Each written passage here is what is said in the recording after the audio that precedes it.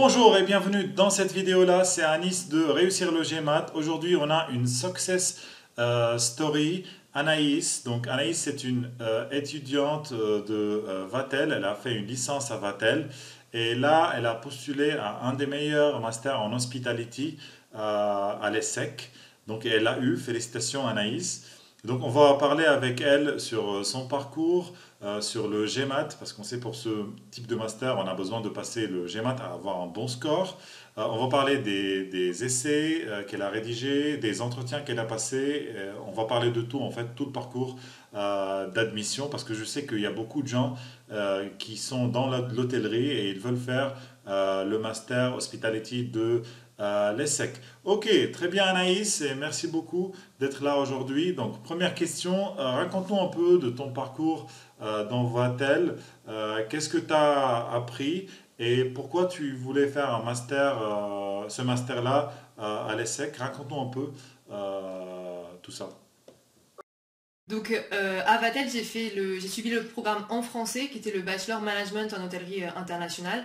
Et du coup, bon, à côté des cours théoriques qui sont plutôt classiques, axés sur le management et tout ce qui est hôtellerie, donc les stages, j'ai eu l'opportunité de faire ma deuxième année à l'étranger. Donc j'ai choisi d'aller au Paraguay parce que j'avais vraiment envie d'aller dans quelque chose de complètement nouveau, de découvrir un nouveau continent et un nouveau marché aussi pour l'hôtellerie. Et donc j'ai été servie parce que le Paraguay c'est vraiment un pays qui n'est pas du tout développé en termes d'hôtellerie, enfin vraiment c'est un pays en voie de développement. Et donc ça a été très très intéressant et j'ai en plus eu l'occasion de faire un stage en Uruguay. Et donc ça m'a vraiment permis d'avoir un côté international et j'ai vraiment eu envie de poursuivre là-dedans après. Après quand je suis revenue en France, pour ma dernière année j'étais sûre déjà que je voulais pas m'arrêter là, j'avais envie d'aller plus loin, de faire un master parce que j'avais envie d'aller vers des postes plus managériaux. Parce que c'est vrai que tous les stages que j'ai toujours fait des postes très opérationnels. J'ai fait de la réception, de la restauration, mais je suis vraiment jamais allée en termes de management. Et donc ça, c'est vraiment ce que je recherchais. Et j'avais envie un peu de couper aussi avec l'école hôtelière. J'avais envie de voir quelque chose de nouveau, peut-être plus théorique, avec des cours un peu plus poussés. Et donc c'est pour ça que je me suis intéressée un peu aux écoles de commerce. Et très vite, donc j'ai vu le master de l'ESSEC parce que c'est quand même une des meilleures écoles de commerce en France. Et, euh, et donc là, j'ai regardé un peu les cours et les cours vraiment ça correspondait, c'était des cours qui dont on parlait un peu rapidement à Vatel, mais qu'on n'approfondissait pas. Nous, par exemple, le health management. Après, il y a des choses sur l'immobilier, l'immobilier en hôtellerie, et puis aussi des choses sur le développement durable. Et donc c'est vrai que voilà, avec toutes ces informations-là, moi, ça m'a vraiment donné envie. Et ce qui m'a convaincu en plus, je pense, c'était vraiment le côté alternance, parce que ça permettait de garder l'attrait entre les stages et l'enseignement théorique. Donc c'est vraiment ça qui m'a convaincu et qui a fait que j'ai voulu postuler à l'ESSEC. Ok, ok, c'est très intéressant. Du coup, pour être admis à l'ESSEC, on sait qu'il y a voilà, un dossier à préparer et tout ça. Et dans le dossier, il y a le GMAT à préparer. D'accord? Donc, il faut avoir un bon score pour entrer à l'ESSEC. Donc, raconte-nous un peu sur ta préparation du GMAT, comment tu as fait, combien de temps ça t'a pris et combien de fois tu as passé le GMAT et combien tu as eu au final. Ok. Donc déjà j'ai commencé à préparer le GMAT en février à peu près parce que du coup il y a aussi une autre chose qu'il faut préparer pour le dossier de l'ESSEC, c'est le test de langue. Et du coup moi je me suis dit qu'il fallait d'abord que je fasse le test de langue parce que j'avais entendu parler que le GMAT c'était très compliqué. Et donc je me suis dit bon d'abord je me concentre sur les langues et après je ferai le GMAT. Comme ça j'aurai l'esprit complètement consacré à ça. Du coup fin janvier j'ai passé mon test de langue et après en début février j'ai commencé à m'intéresser un peu au GMAT mais j'avais pas non plus trop d'informations. Et puis au final, avec une copine, on s'est motivé. Et donc elle, il y a des gens qui lui ont parlé de justement réussir le GMAT. Et donc c'est là où nous, on t'a contacté. Et, euh, et donc on est parti sur une formule avec juste les cours en vidéo. Et donc on avait prévu de se préparer pendant à peu près 2 mois. Donc on s'est fait tout un petit planning. En gros, globalement, c'était organisé de sorte d'avoir assez intensif. On se disait 3 petites vidéos de maths par semaine, 3 vidéos d'anglais aussi. Et puis on s'est motivés ensemble en fait.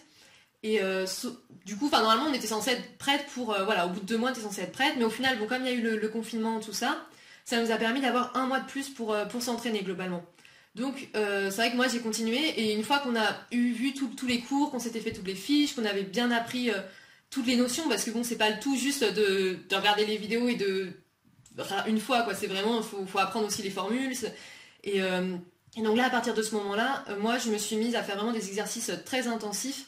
Et je suis allée après aussi sur le site officiel du GMAT où il y a quelques exercices d'application gratuits. Et donc j'ai complété un peu avec ça et ça m'a vraiment rassurée parce que je me suis aperçue que toutes les questions que j'avais en fait, qui me donnaient en test, c'était des questions forcément qui n'étaient pas exactement pareilles que sur le site, mais qui étaient au final, enfin c'était la même chose quoi. Je reconnaissais les thèmes et je me disais tout de suite du coup j'avais la technique. Parce que du coup le gros avantage je pense des vidéos c'est que c'est pas seulement, tu nous donnes pas seulement en fait des formules mathématiques ou quoi, c'est aussi des tips pour en fait, parfois, il y a des moments où on se dit, mais... Ah oui, mais en fait, juste avec la déduction, c'est possible, il n'y avait pas besoin de faire 1000 calculs et tout ça, et donc ça, c'était vraiment très pratique.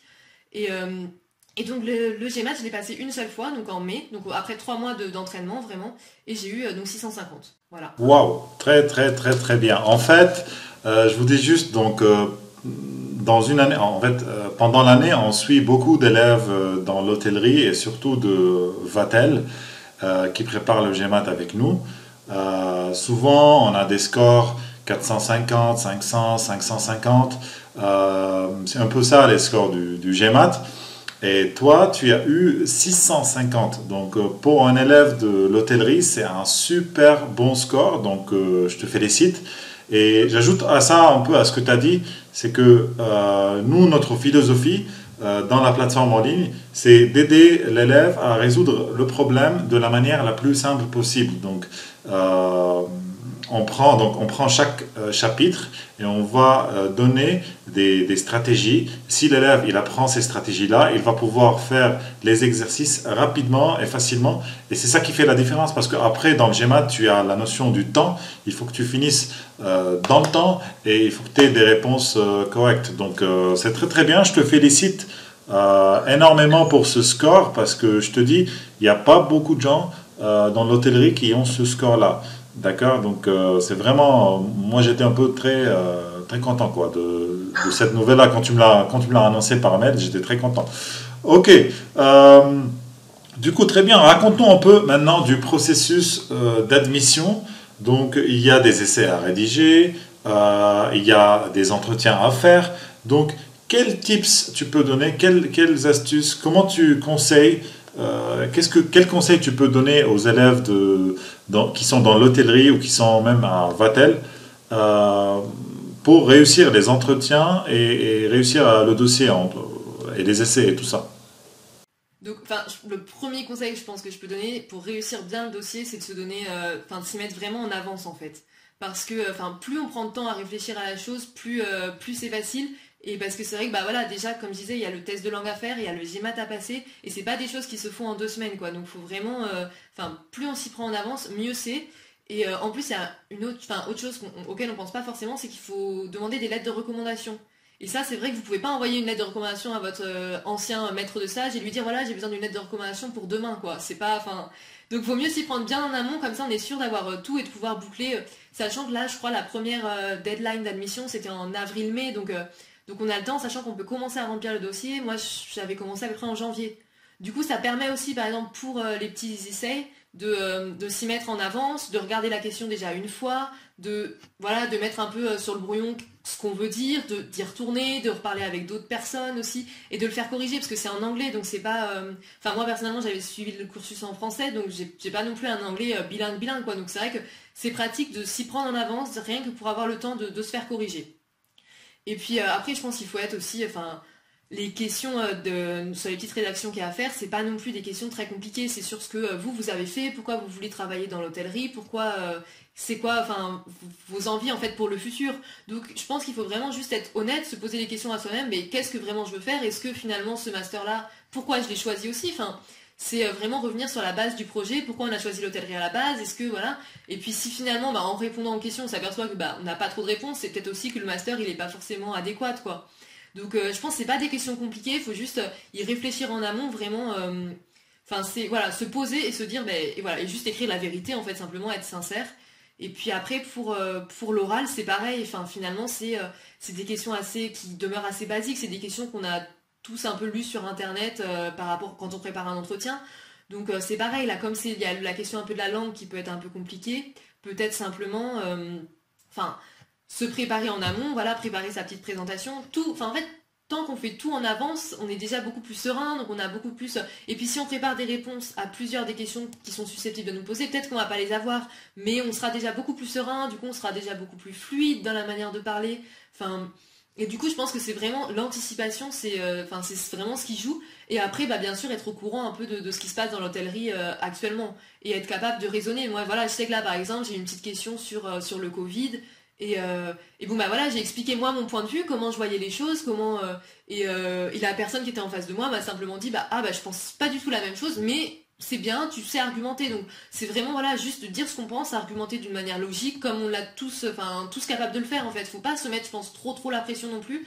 Faut vraiment se dire que c'est quelque chose qui est atteignable, et puis connaître ses points forts, vraiment les mettre en avant, parce que si on connaît nos points, si voilà, on regarde, certes on a tous fait de l'hôtellerie, mais on a tous des parcours un peu différents. Certains, voilà, moi j'avais fait une année à l'étranger, d'autres ont fait des stages dans des super hôtels. Donc voilà, faut vraiment s'y prendre à l'avance pour justement déjà être beaucoup plus serein, et après du coup connaître beaucoup mieux ses points forts, ses points faibles par rapport aux autres, ce qu'il faut voilà dire, ne pas dire peut-être, et je pense que c'est vraiment les clés pour réussir et pour être vraiment confiant le jour même, et puis parce que plus on est confiant, plus forcément ça va bien se passer aussi. Ok, très bien. Merci beaucoup Anaïs pour ton temps, pour être là aujourd'hui dans cette interview. Je te félicite de nouveau pour ton super score GMAT et pour ton admission à un des meilleurs masters en hôtellerie en Europe. Et voilà, donc pour tous ceux qui veulent préparer le GMAT, pour tous ceux qui veulent réussir leur processus d'admission, vous pouvez juste descendre dans la description, il y a un lien, une formation d'1 heure totalement gratuite qui va vous aider à réussir le GMAT. Donc tout ce qu'il y a à faire, c'est juste de descendre dans la description de vidéo, cliquer sur le premier lien et vous allez avoir accès à cette formation. Il y a aussi mon numéro, n'hésitez pas à me contacter si vous avez besoin de renseignements sur le GMAT ou bien les écoles et tout quoi. Voilà, donc sur ce, merci beaucoup Anaïs, je vous souhaite une excellente journée et nous on se retrouve dans une autre vidéo. Allez, ciao, au revoir.